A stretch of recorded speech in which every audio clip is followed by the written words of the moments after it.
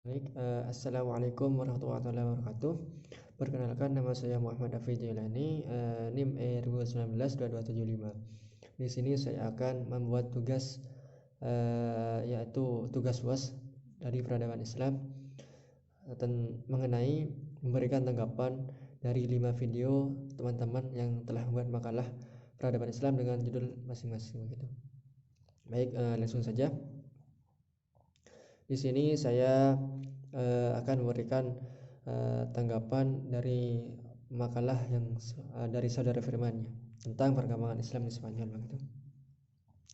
Jadi beliau saudara Firman menjelaskan tentang sejarah singkat masuknya Islam di Spanyol. Jadi Spanyol itu diduduki oleh umat Islam pada masa Khalifah Al-Walid pada tahun 705 sampai 705 Masehi ya. Salah seorang dari Bani Umayyah yang berusaha di Damaskus sebelum menaklukkan Spanyol. Umat Islam itu telah menguasai Afrika Utara dan menjadikannya sebagai salah satu provinsi, yaitu dari dinasti Umayyah. Jadi penguasaan sebelumnya atas Afrika Utara itu terjadi pada zaman Khalifah Abdul Malik pada tahun 685 sampai 705 Masehi begitu. Kemudian Khalifah Abdul Malik mengangkat Hasan bin Nu'man Al-Ghazani menjadi gubernur di daerah itu. Nah, pada masa Al-Walid, Hasan digantikan oleh Musa bin Nusair. Dia memperluas daerahnya dengan menduduki Aljazair dan Maroko itu. Dalam proses menaklukkan bangsa Spanyol ada 3 pahlawan Islam yang berperan dalam menaklukkannya. Pertama ialah Tarif ibnu Malik, Tariq ibnu Ziyad dan Musa ibnu Nusair. Namun yang paling dikenal dalam penaklukan Spanyol adalah Tariq bin Ziyad. Nah, Tariq bin Ziyad ini yang memimpin pasukan Muslim dan berhasil membuka Eropa. Dia diutus ke sana oleh Musa bin Nusair, seorang gubernur Afrika Utara. Bersama 7.000 pasukan, Tariq bin Ziyad berangkat dari Afrika Utara menuju sebuah kawasan dekat gunung yang kemudian dinamakan Jabal Tariq. Nah, saat ini disebut dengan Gibraltar. Nah, dari Gibraltar ini, kekuasaan Muslim kemudian meluas ke seluruh semenanjung Liberia. Semenanjung Liberia yang saat ini dikuasai oleh kerajaan Visigotik di Hispania sejak abad ke-5 kalau tidak salah. Nah, pada tahun 710, raja kerajaan Visigot itu meninggal dunia, namun anak-anak yang disebutkan untuk menggantikannya itu tidak mampu dalam berkuasa. Alhasil seorang kerabat jauh dari kerajaan itu bernama Rigo mengambil alih melalui perebutan dan pemberontakan begitu. Nah, dengan mengalahkan Rodrigo ini, maka Tariq membawa muslimin memasuki Eropa dengan mudah. Bahkan menurut sumber setelah kemenangan atas Rodrigo ini, pasukan muslim berjalan melintasi kota-kota Spanyol dengan cukup mudah dan hampir tak mendapatkan perlawanan berarti begitu. Nah, tak butuh waktu lama untuk menguasai Spanyol, kota demi kota dibuka oleh pasukan muslimin. Disebutkan sejak berlayar pertama kali menuju Eropa pada musim semi pada tahun 711 Masehi, Tariq bin Ziyad mampu menguasai seluruh Spanyol. Yang selanjutnya saudara Firman menjelaskan tentang pendirian lembaga madrasah di Spanyol. Nah, gunanya lembaga pendidikan ini adalah untuk mencetak generasi-generasi para penerus yang akan nantinya untuk memajukan Spanyol dalam generasi emas Islam di Spanyol begitu. Selanjutnya saya akan menanggapi video dari saudara Yazidul Fawaid mengenai sejarah warisan Islam sebagai ilmu. Nah, dalam video tersebut saudara Fawaid langsung buka dengan pertanyaan, apakah kita seorang muslim itu tentunya harus memahami apa itu SPI, sejarah peradaban Islam, bagaimana perkembangan yang telah dilalui sejak zaman Nabi sampai saat ini begitu. Lalu beliau saudara Fawaid menjelaskan apa itu sejarah peradaban Islam. Nah, jadi saya tanggapi sejarah peradaban Islam itu ialah sebuah kemajuan atau tingkat kecerdasan akal yang dihasilkan oleh periode kekuasaan Islam sejak zaman Nabi sampai sahabat tabi'in sampai saat ini begitu. Nah, harapannya ketika kita belajar sejarah peradaban Islam, kita bisa tahu perkembangan kemajuan dan apa yang dilakukan begitu. Selanjutnya beliau membahas tentang apa itu ilmu pengetahuan begitu. Nah, ilmu pengetahuan itu ialah deretan konsep atau skema konseptual yang berkembang satu sama lain sebagai hasil eksperimen yang diperoleh oleh pengalaman begitu. Nah, selanjutnya saudara Fawaid menjelaskan tentang apa saja kriteria ilmu pengetahuan itu. Yang pertama ialah memiliki objek yang jelas. Yang kedua, memiliki metode tertentu. Yang ketiga, disusun secara sistematis. Yang keempat, menggunakan pemikiran yang rasional. Yang kelima, kebenarannya bersifat objektif. Dan yang terakhir adalah memiliki tujuan. Jadi itu harus berurutan begitu. Dan selanjutnya Saudara Faid juga menjelaskan tentang manfaat belajar sejarah perkembangan peradaban Islam. Apa manfaatnya mempelajari sejarah peradaban Islam? Yang pertama ialah manfaat edukatif sebagai pembelajaran. Yang kedua ialah manfaat inspiratif sebagai inspirasi kita. Yang ketiga ialah manfaat rekreatif. Begitu. Yang selanjutnya saya akan menanggapi video dari saudara Zamzami tentang judul Perang Salib gitu. Nah, saudara Zamzami itu menjelaskan Perang Salib ini ialah perang yang terjadi di masa lalu antara umat Islam dan umat Kristen. Diklaim sebagai perang suci karena ekspedisi militer itu milik orang Kristen menggunakan simbol salib yang diyakini sebagai simbol pemersatu dan simbol dalam memerangi Islam gitu. Nah, sebab terjadinya perang salib itu terdapat beberapa faktor ya. Pertama ialah faktor agama. Ialah hilangnya kemerdekaan orang Kristen untuk beribadah ke Yerusalem. Itu faktornya. Yang kedua ialah faktor politik. Nah, posisi kunci di sekitar Asia Kecil itu dikuasai oleh Bani Saljuk dan dijadikan sebagai pertahanan Islam. Jadi umat Kristen itu tidak terima lah begitu. Yang ketiga ialah faktor ekonomi.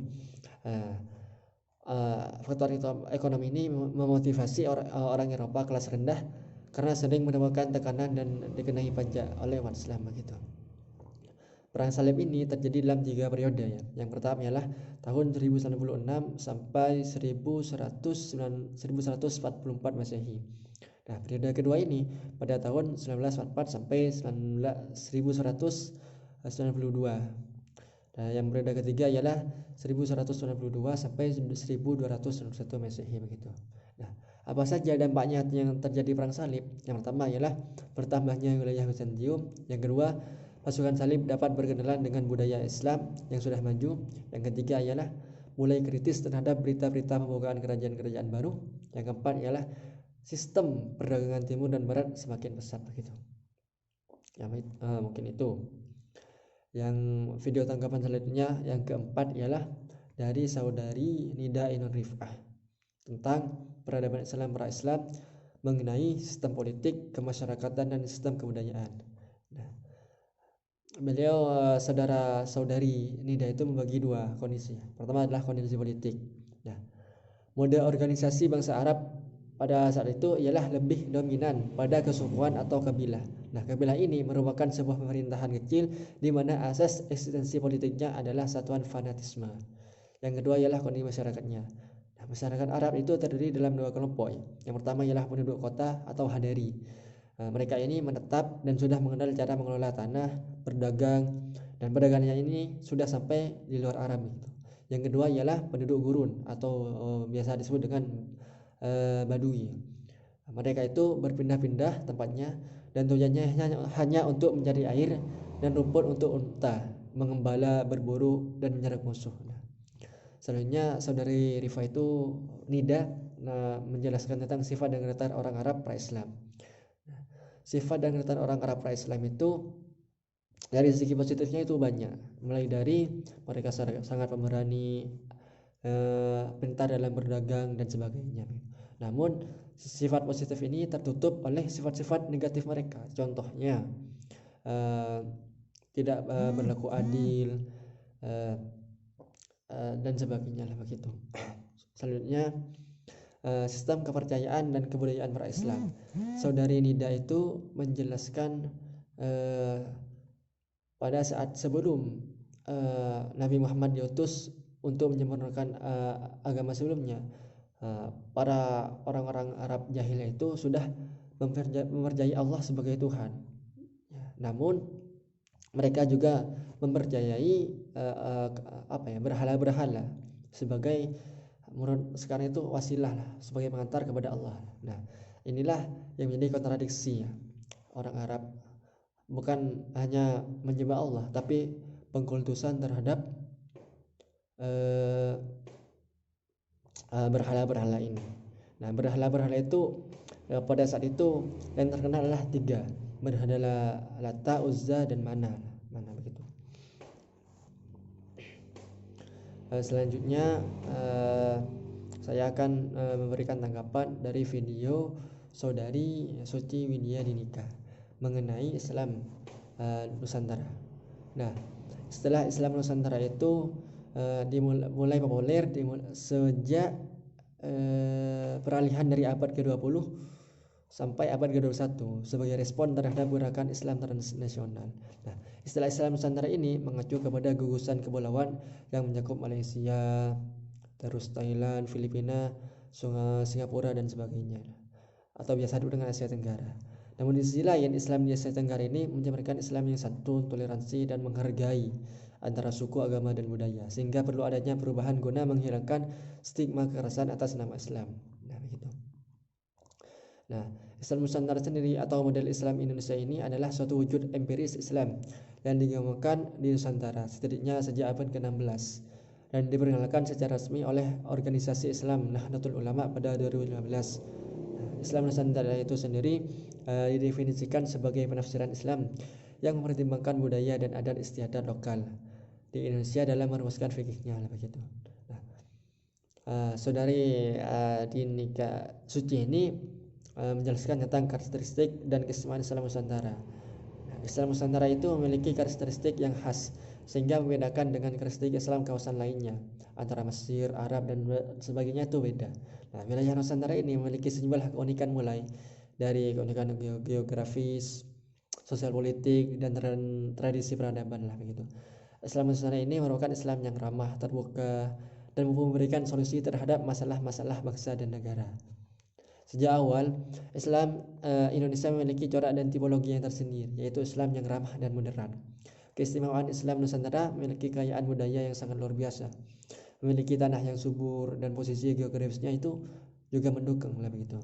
Nah, di samping posisi geografisnya mendukung, juga menjadi pertimbangan khusus dalam melaksanakan syariat Islam. Walaupun seringkali dipandang kurang menurut alur pikir orang Arab dan Timur Tengah. Namun bagi pemikir Islam Indonesia, ini justru sebagai kearifan mereka dalam mensiasati pendidikan di Indonesia lah begitu.